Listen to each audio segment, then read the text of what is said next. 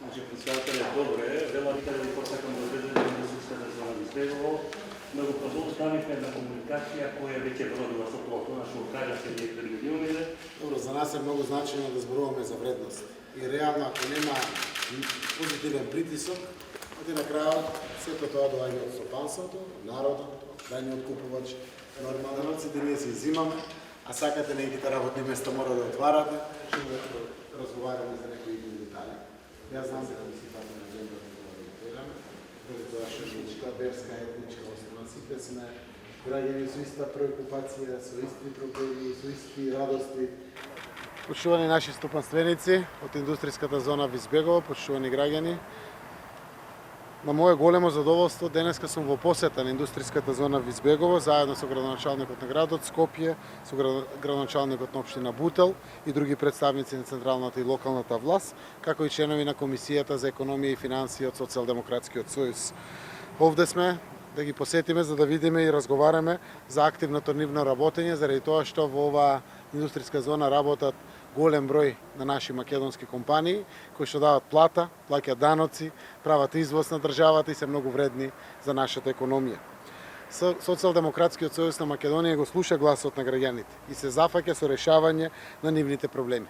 Затоа обезбедивме речиси 150 милиони денари за започнување со изградба на канализациона мрежа во индустријската зона.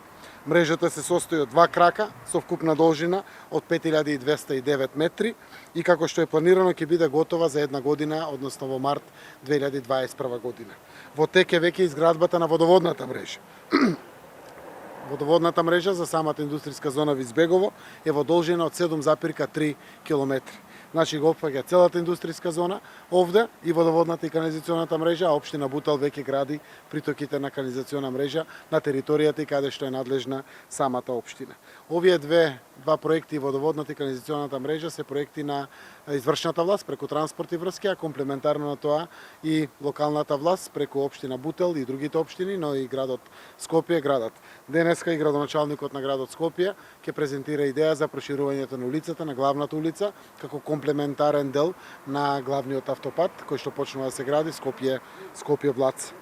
Инвестираме и ќе инвестираме и во иднина во инфраструктурни проекти, за разлика од времето претходно, кога беа другите на власт од 2006 до 2017 година, во Визбегово се реализираа 0 проекти. Ние за само 2,5 години во државата изградивме 400 километри водоводи и канализациони мрежи насекаде.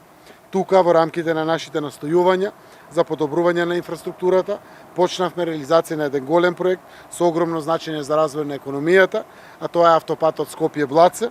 Знаеме дека во тек е тендерската постапка за втората делница, првата е завршена, а исто така морам да нагласам дека за овој патен правец имаме грант од Европската унија во вкупна вредност од 28 милиони евра.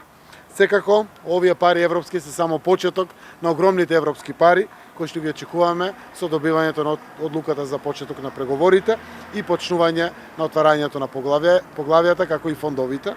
Наговестени се некаде околу 2 милиарди евра пари кои што ќе влезат во земјата во наредните години, заедно со пристапните преговори со Европската унија. Во новата програма за следниот 4-годишен мандат имаме предвидено нови мерки, нови проекти за подобрување на животот на граѓаните. Поддршката за домашните и странските инвестиции ја зголемуваме и ја проектираме за следниот 4-годишен период 300 милиони евра, директно буџетски средства, пред се за поддршка на домашните компании, но истовремено дополнителни 300 милиони евра од горе споменатите фондови, на кои што се надеваме од Европската унија. Тоа се вкупно 600 милиони евра за развој на бизнисот, за фирмите, за нови работни места, за иновации, за стартапи, за младите, за работа тука дома, во нашата татковина. До крајот на мандатот, до 2024 година, благодарение на домашната стопанство, на домашните компании, планираме да отвориме 100.000 нови работни места.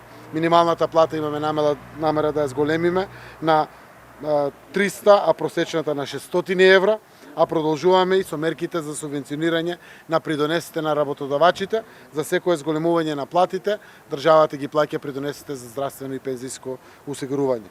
Навистина покажавме дека ако се работи честно, посветено, транспарентно, со слухот на коморите, со слухот на бизнис заедницата, можеме да изградиме многу во нашата земја, да ги подобриме условите и на крајот да докажеме дека навистина има пари во нашата земја за поддршка на економијата и за сите други работи, наместо тоа што не беше случај така во некои 11 години во минатиот период. Благодарам.